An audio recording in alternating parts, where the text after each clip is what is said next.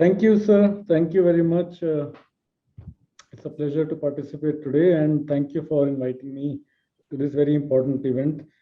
Um, uh, so, when all this recent talk about hydrogen, my mind went back to about 20 years back, in the early 2000s, when there was a lot of talk about hydrogen, especially in the West. That time it was mainly confined to US and European countries. And on hydrogen economy and fuel cell vehicles, etc. Millions of dollars were pumped into R&D in hydrogen research by the US Department of Energy.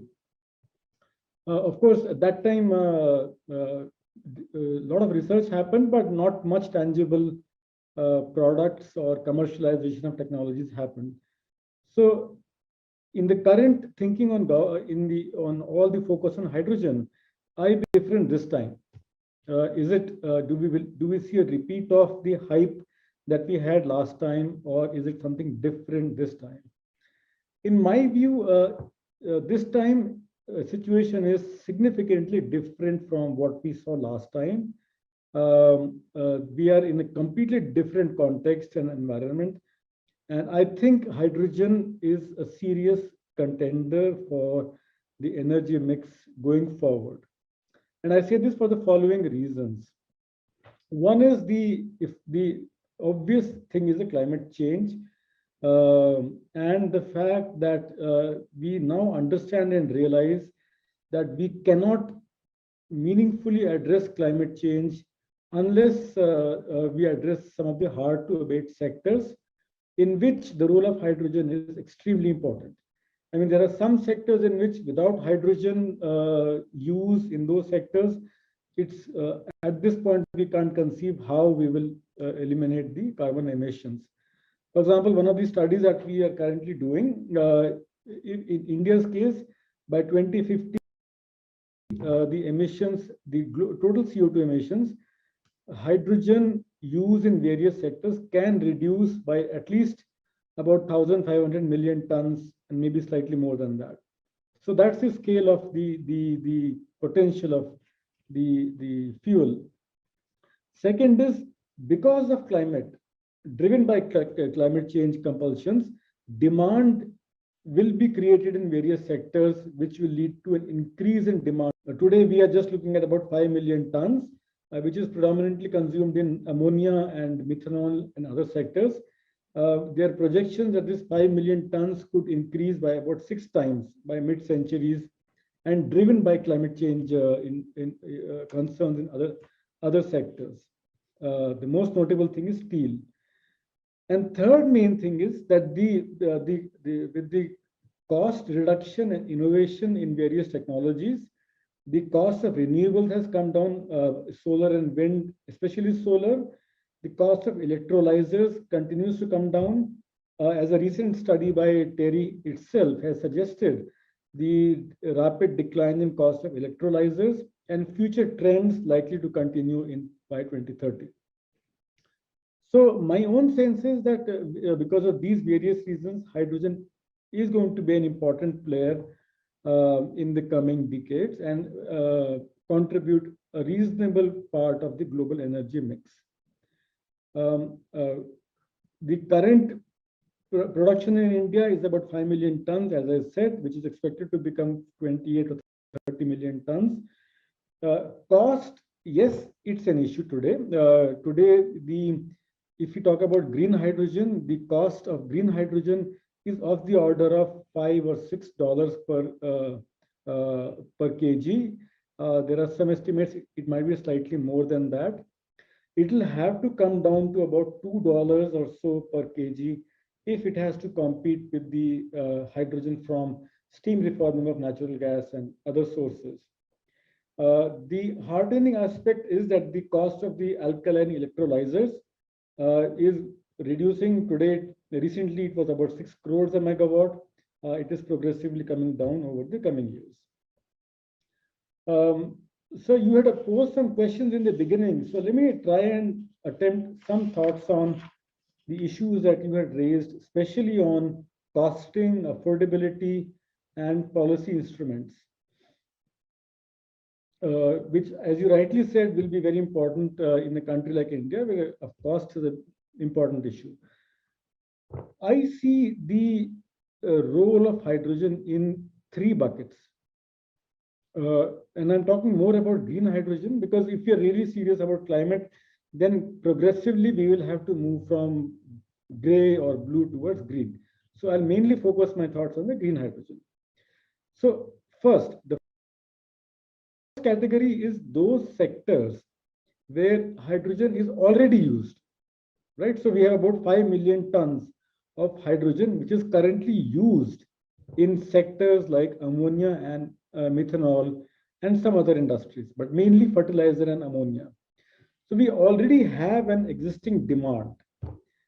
Now the issue is how do we gradually and progressively replace the current hydrogen, which is produced fossil fuels, to green, right? How do we bring the cost competitive? My own suggestion is, my own thoughts are that we will have to, at this point of time, look at policy instruments to drive this transition and make it cost competitive. The good news is that a large demand already exists. That is 5 million tons is existing demand. We can draw lessons from our solar story, where initially we began with some amount of subsidies to the industries to produce the fuel. We also had the opportunity of looking at innovative bidding or auction mechanisms to incentivize industry to produce, compete for cost and bid for lowest cost possible through contracts and auctions. There's also a possibility of demand aggregation and trying to reduce demand through these sources. So this is one segment where there's already demand existing, and we use policy instruments to attempt to reduce the cost of green hydrogen. The second category is future sectors where we know that hydrogen will definitely be important in the years to come, if not today. So we know that if we have to decarbonize steel, then in future steel will have to use hydrogen, replace coke in the blast furnace.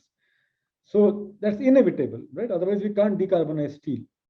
So if we know this is the direction in which steel industry is headed, then nudging our industry, domestic industry, to take technology leadership and with appropriate R&D, domestic R&D, some amount of pilot demonstration projects by our industry to work in this direction, I think would be important. And I think we begin these efforts now rather than wait for a time when these technologies become, we have to rely on imports or rely on international partnerships.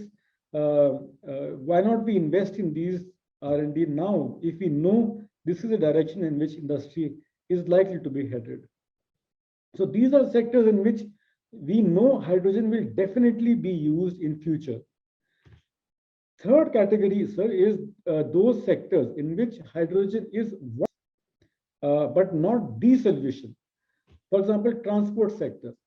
Now, in transport sector, it is generally understood that the two-wheeler and the four-wheeler segment, batteries and electric vehicles might be more interesting and might be more attractive than, say, hydrogen. It is also generally understood that in the heavy freight segment, hydrogen might be more interesting as compared to battery. However, having said that, I submit the jury is still out, and especially in the heavy freight segment, clear which will be the winner, which is a more attractive option. Maybe it will require some detailed analytical studies to explore the well-to-wheel or end-to-end attractiveness of these technologies in Indian context, considering the emissions, costs, and energy consumption on an end-to-end basis. And then I would submit that the industry or the market forces, they determine which technology works out best in the Indian conditions. So that I would submit is in areas where hydrogen is one of the possible alternatives and not the only solution. So those would be my thoughts, sir, on the some of the questions which you raised. I think there is an immediate opportunity in areas where hydrogen is being used and considerable space for policy instruments. So with that, I will stop. I represent Shakti Foundation, which is a philanthropic organization which works in clean energy. And one of our areas is to explore hydrogen. We have funded studies to some of our civil society organizations to look at various aspects of hydrogen, and we continue